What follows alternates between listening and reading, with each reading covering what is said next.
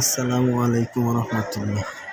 আমি এখন আছি কুমিল্লা কুচাইতুলি হসপিটালের ভিতরে। সিসিইউ আইসিইউর পরেরটা যেটা, এটাকে সিসিইউ বলে, সিসিইউ কেবিনে আছে।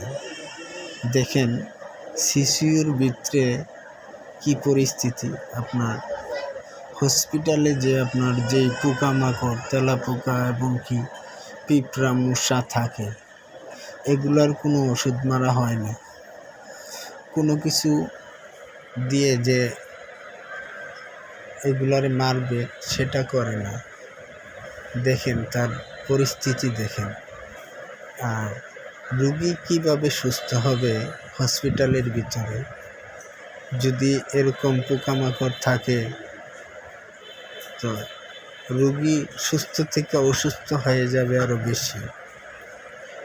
এত পোকামাকড় আমি কোনো হসপিটালে দেখি নাই। আজকে আমি কুমিল্লা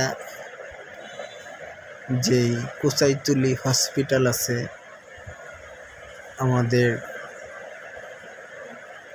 কুমিল্লা বিভাগের এবং কি ব্রাহ্মণবাড়িয়া মিলাইয়া যেই বড় হসপিটাল যেটাকে বলে কুচাইতুলি, সেই হসপিটালের পরিস্থিতি আপনাদেরকে দেখালাম। যদি ভিডিওটা আপনাদের পছন্দনীয় হয় তাহলে আপনারা ভিডিওটাকে একটু শেয়ার করে ছড়িয়ে দিবেন, যেন এগুলা যেন বর্তমানে আমাদের যে প্রেসিডিয়াম আছে এবং কি আমাদের যে সরকার আছে, ডক্টর ইউনূস স্যার, ওনার হাতে গিয়ে যেন পৌঁছে। আর হসপিটালের যেন নিরাপত্তা ভালোভাবে করে। রুগী যেন, এই যদি হয় হসপিটালের অবস্থা, তাহলে রুগী নিরাপত্তা কোথায় পাবে? কারণ রুগীকে আনা হয় সুস্থ করার জন্য। আর এইখানে দেখা যায় পোকামাকড়, কোনো কিছু খাবার জিনিস রাখা যায় না। আপনার পোকামাকড়ে এসে আক্রমণ করে, তেলাপোকা, পিঁপড়া, মশা, মাছি।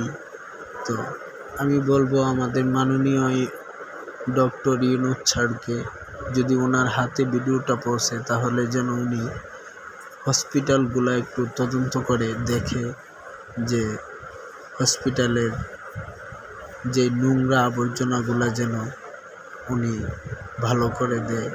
হসপিটালে মশা অনবরত রুগীরে কামড়াচ্ছে, কিন্তু কোনো মেডিসিন মারা হয় না, কোনো পোকামাকড়ের মেডিসিন মারা হয় না। সবাই আমার ভিডিওটা একটু শেয়ার করে ছড়িয়ে দিবেন, যেন আমার ছাত্র ভাইদের হাতে গিয়েও পৌঁছে।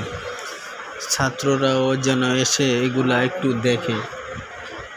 নিজ দায়িত্বে, সবাই নিজ দায়িত্বে ভিডিওটা একটু শেয়ার করে ছড়িয়ে দিন, যেন অতি দ্রুত হসপিটালের নিরাপত্তা সংস্কার করে। সবাই ভালো থাকবেন।